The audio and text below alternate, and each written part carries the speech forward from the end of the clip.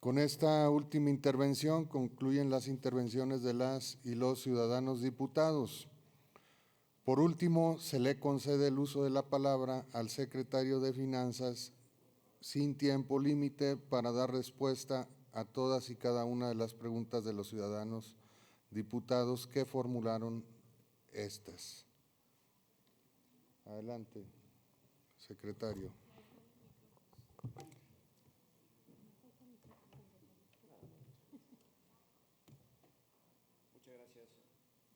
Muchas gracias, señor diputado presidente. Adelante, secretario.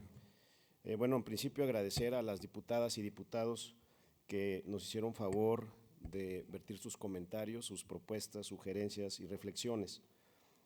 Primero le comentaré al diputado Javier Calzada, que además pues tiene una gran experiencia en finanzas públicas, sus preguntas que nos realizó. ¿Qué va a pasar cuando se acabe el Fondo de Estabilización de las entidades, de los ingresos de las entidades federativas, que como usted bien señala, trae poco más de 61,000 millones de pesos? Pues sí que vamos a estar en un verdadero predicamento, porque ustedes saben que estos fondos de estabilización prácticamente se conformaron en una cuantificación económica importante cuando el país producía más de 3 millones de barriles diarios de petróleo crudo y cuando la mezcla petrolera mexicana en los mercados internacionales fluctuó arriba de los $100. Entonces, con esta contingencia sanitaria que se agrava por la guerra de precios entre los principales productores de petróleo crudo en el mundo, que son Rusia y Arabia Saudita, pues la verdad es de que sí el país, las entidades federativas, vamos a traer un problema grave. Es por eso que ya muchos estados están hablando de modificar el pacto federal. Algunos muy agresivos empiezan a sostener cuánto contribuyen a la riqueza de la nación y luego cuánto se les devuelve. Técnicamente es imposible que se pueda deshacer el pacto federal. Es posible que vayamos a una convención nacional hacendaria donde se revisen facultades, atribuciones y donde se haga una distribución más justa de la riqueza de la nación. Nos parece que en este momento la polarización no le conviene a nadie y nosotros desde Zacatecas no queremos polarizar. Nosotros queremos que en este momento de emergencia sanitaria el tema de la reflexión hacia la unidad nacional sea el componente principal. No desestimamos que se revise el pacto federal y que eventualmente vayamos a una convención nacional hacendaria. Simplemente en este momento consideramos que lo más importante es atender la emergencia sanitaria, la pandemia, para que logremos que no colapse los servicios de salud pública en el Estado, en el país, y que se salven la mayor cantidad de vidas de mexicanas y mexicanos. Sin duda, el hecho de que concluya este año, porque este año concluirá el FEIEF y seguramente también el Fondo de Estabilización de los Ingresos Presupuestarios, que nutre de ingresos adicionales al gobierno nacional cuando no se alcanzan las metas de recaudación. Seguramente este año concluirán y de darse una condición similar a la de este año y a la del año pasado, hay que recordar que el año pasado se utilizaron más de 28,000 millones de pesos del Fondo de Estabilización de los Ingresos de las entidades federativas, pues sí vamos a estar en un verdadero predicamento y por eso ya muchos estados, ustedes lo han observado en los medios de comunicación, Jalisco, Nuevo León, Tamaulipas, Coahuila, muy activos todos los gobernadores de Acción Nacional, pues están pidiendo que se revise porque ya están observando que hacia adelante se configura un escenario económico muy complejo ante la eventualidad de que ya no contaremos con estos importantes recursos. Si se configuraría un segundo ajuste en caso de que la disminución del PIB sea mayor al 4%, sin duda, es por eso que en la parte transitoria de la iniciativa estamos considerando que esta soberanía se faculte al Poder Ejecutivo a efecto de hacer las reducciones correspondientes y nuevamente no tener que venir a solicitar una aprobación adicional. Dentro de la evaluación por el tamaño, digamos, del cataclismo económico que se avecina, sin ser apocalípticos, la verdad es que si analizamos todos los escenarios, analizamos la posibilidad de ir a un refinanciamiento donde obtuviéramos periodo de gracia, solo que el periodo de gracia únicamente nos lo dan para el tema del capital. Y como ya lo dijo el diputado Omar Carrera, la mayor parte del servicio de la deuda es para pagar los intereses de la misma, de tal suerte que nos ahorraríamos para cada año de obtener digamos, un plazo de gracia entre 150 y 200 millones de pesos, pero que al final nos costaría, es decir, terminaríamos con una deuda superior a la que recibimos, que es lo que estamos tratando de evitar. Estamos también evaluando, como lo hizo el gobierno nacional, todos los fideicomisos que se nutrieron de recursos estatales, que hoy tienen saldos bancarios interesantes y que ante esta situación de emergencia nos puedan ayudar también a enfrentar con éxito esta disminución de recursos. En este propósito, definitivamente todo suma. ¿Cómo vamos con la negociación del impuesto ecológico? También por ahí el diputado Menchaca lo abordó, efectivamente. Ya traemos algunas negociaciones, queremos mantener, digamos, un clima de cordialidad con las empresas. No dejamos de reconocer la gran aportación que tienen al Producto Interno Bruto del Estado, la gran aportación que tienen en la generación de empleos bien remunerados, pero además de cómo permean en la economía, pues la parte minera. La gente que es de Fresnillo sabe que Fresnillo se mueve a partir precisamente de la actividad minera. Entonces ellos en la reflexión nos han señalado, hemos parado, nuestro propósito fundamental y también del gobernador Tello y del propio presidente de la República, el licenciado Andrés Manuel López Obrador, es mantener los empleos a como dé lugar.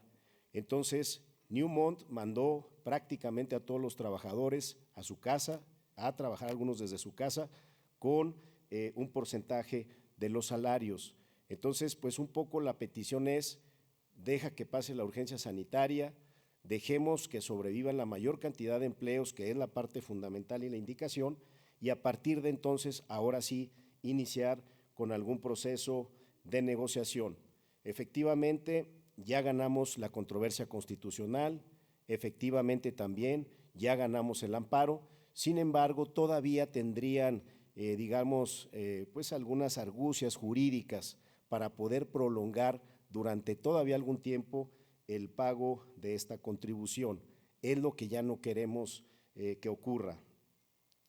A la diputada Aida Ruiz Flores le comentaría que estamos nosotros pensando en, bueno, primero, dentro de todo lo que se evaluó, también en principio observamos lo que hizo el gobierno nacional.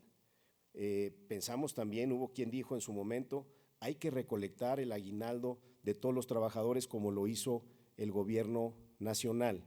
Sin embargo, en la opinión de los abogados, eso nos llevaría, digamos, a muchas inconsistencias en cuanto a que seguramente tendríamos muchos juicios en tribunales federales y locales, digamos, de conciliación y arbitraje, y es por eso que decidimos únicamente hacer las disminuciones en los conceptos que sí nos permite la ley. Sin embargo, tampoco queremos ser impositivos.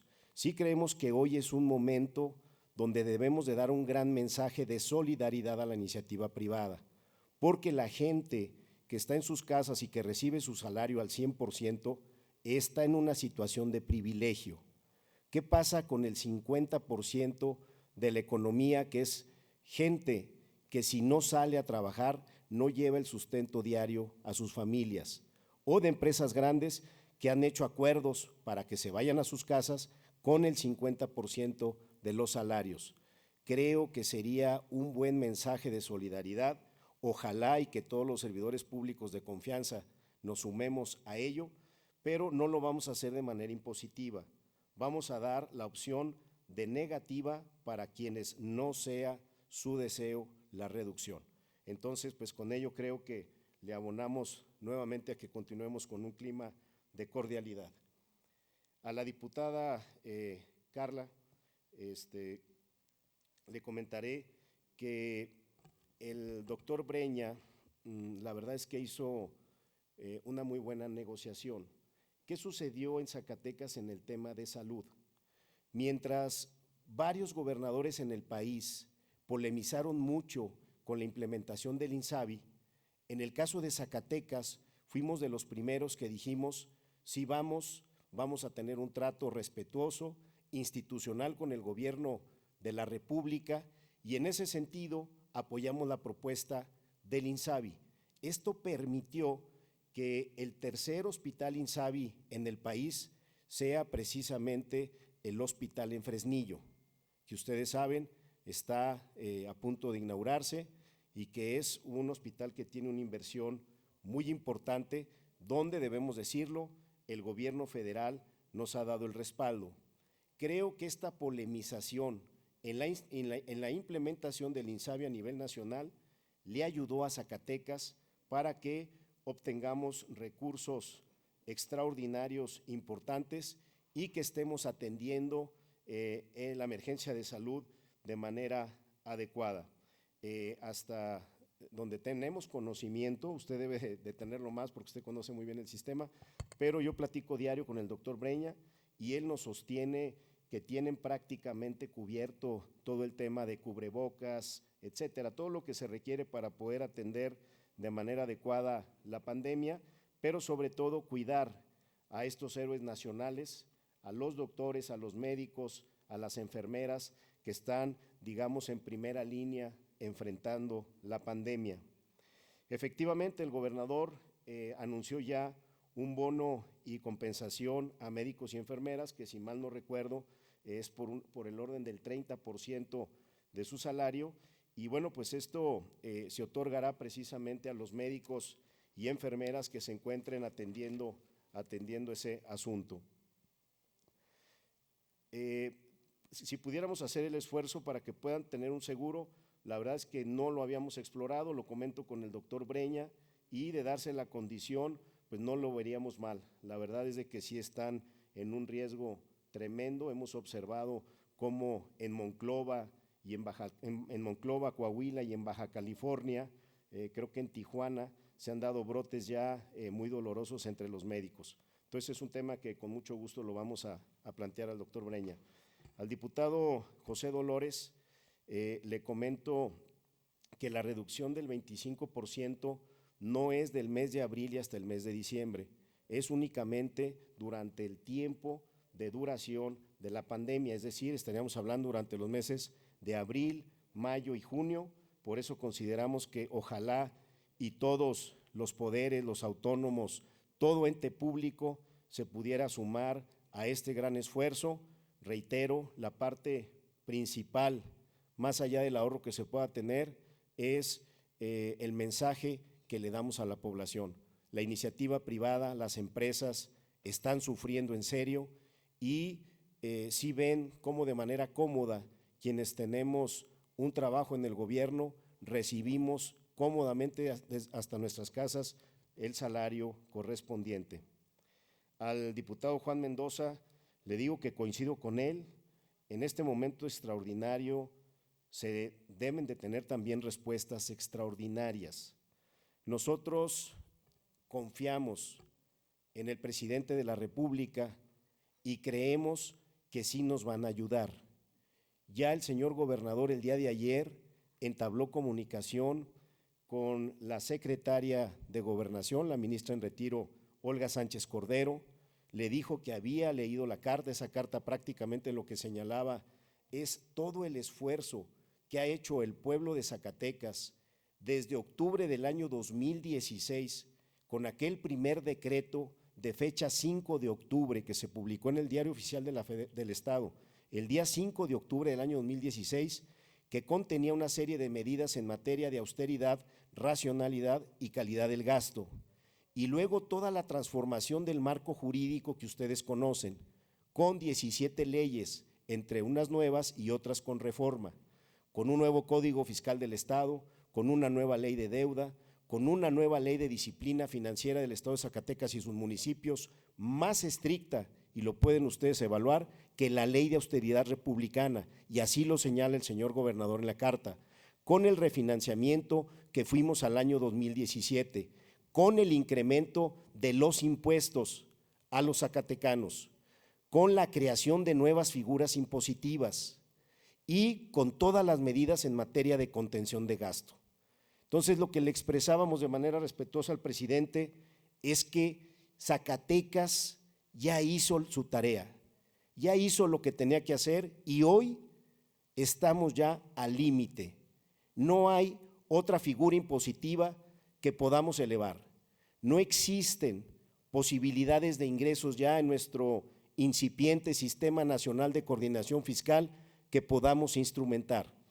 Ustedes saben, Zacatecas fue noticia nacional con la instrumentación del impuesto ecológico, en donde el gobierno federal jamás se imaginó que bajo el Sistema Nacional de Coordinación Fiscal vigente se pudiera construir una figura impositiva con esa capacidad de recaudación. Coincido también que la situación se va a recrudecer. El país hoy pasa, digamos, por una situación muy compleja, aparte por el tema de la pandemia, de la caída de los precios del petróleo en los mercados internacionales. También recordaremos, nuestra economía se dinamiza de una manera esencial a partir del turismo y de las remesas. El turismo está prácticamente detenido y las remesas, efectivamente es un dato que usted dio de manera adecuada, han caído en promedio en un 20%. Seguramente en Zacatecas será superior. Y ante la situación que está viviendo Estados Unidos, seguramente van a caer más, porque ellos traen un tema verdaderamente, un cataclismo en la emergencia sanitaria.